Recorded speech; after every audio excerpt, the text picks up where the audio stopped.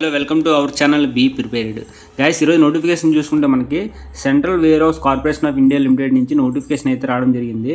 ఈ నోటిఫికేషన్లో కొన్ని పోస్టులు అయితే తీయడం జరిగింది. నెంబర్ ఆఫ్ పోస్టులు అయితే మనకి తక్కువే ఉన్నాయి, కాకపోతే పోస్ట్కి ఎవరైనా ఇంట్రెస్ట్ ఉన్న వాళ్ళు అప్లై చేసుకోవచ్చు. నోటిఫికేషన్ ఫుల్ డీటెయిల్స్ అయితే చెప్పడం జరుగుతుంది. Please subscribe, please support guys. Notification చూసుకుంటే మనకి నేమ్ ఆఫ్ ది పోస్ట్ చూసుకుంటే management trainee technical accountant, superintendent, junior technical assistant కింద 5 డివిజన్ల కింద మనకు పోస్టులు అయితే తీశారు.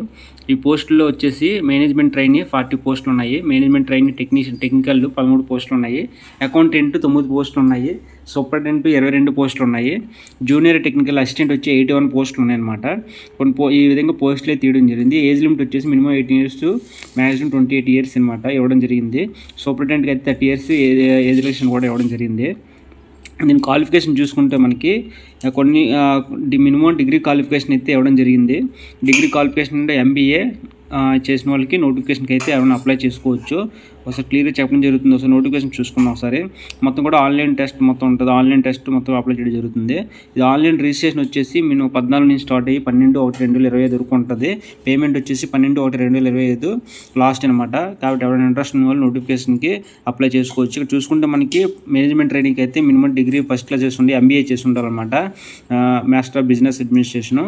నెక్స్ట్ మేనేజ్మెంట్ ట్రైనింగ్ టెక్నికల్ అయితే మనకి agriculture and biochemistry or zoology చేసి ఉంటే అప్లై చేసుకోవచ్చు.